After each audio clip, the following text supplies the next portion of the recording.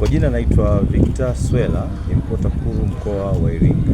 Taasisi ya kuzuia kupambana na rushwa kwa kushirikiana na ofisi ya sekretarieti ya maadili ya nyanda za juu kusini Mbeya, leo tumeandaa semina kwa ajili ya wakuu wa taasisi pamoja na viongozi waandamizi waliopo katika mkoa wa Iringa.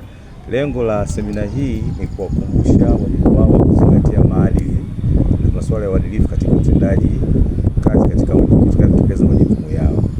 Na kubwa zaidi hapa, kwa sababu hawa ni viongozi, tunaamini mafunzo haya watakayoyapata leo yataweza kwenda kuwajengea chachu ya kuweza kwenda kuzungumza vizuri na watumishi ambao wako katika maeneo yao. Kumbukeni kwamba hawa ndio viongozi wa taasisi au ndio viongozi wa taasisi ambao katika ofisi mbalimbali ambazo tumezialika hapa. Kwa hiyo tunaamini mafunzo haya watakayoyapata leo, watakapokuwa katika vikao vyao vya kawaida, watapata fursa ya kuweza kutoa elimu kwa wenzao ambao wanaoongoza katika maeneo yao ya kazi, ili kuweza kutekeleza majukumu yao kwa kuzingatia viapo vyao, uadilifu, namna gani ya kutoa huduma bora, namna gani ya watumishi kuenenda katika kutekeleza majukumu yao ya kila siku wanapokuwa katika maeneo yao ya kazi. Wakuu hao wa taasisi au viongozi hao waandamizi kwa namna moja au nyingine wanashirikiana na taasisi katika wanasaidia taasisi katika kutekeleza majukumu yetu ya msingi.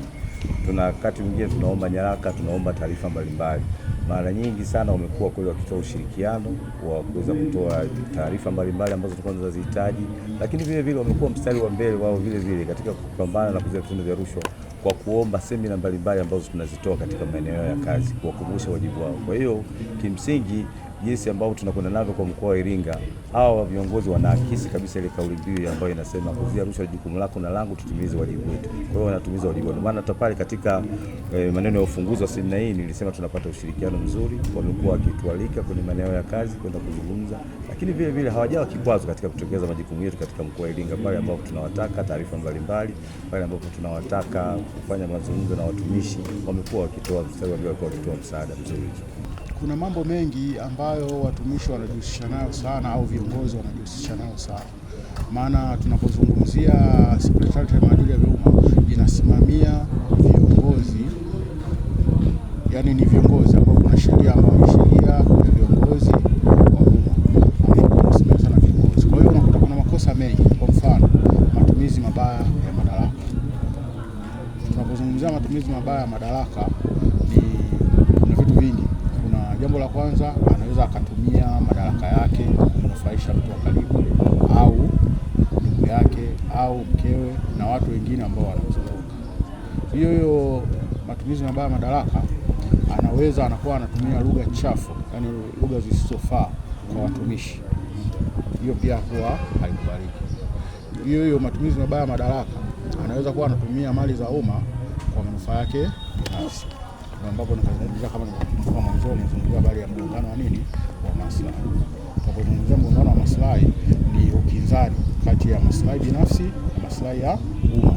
Kwa hiyo mtu anakuwa na maslahi ya umma, anakuwa na maslahi binafsi kuliko maslahi ya umma. Tunapotegemea unapokuwa mtumishi wa umma, unatakiwa maslahi ya umma yawe juu kuliko maslahi binafsi.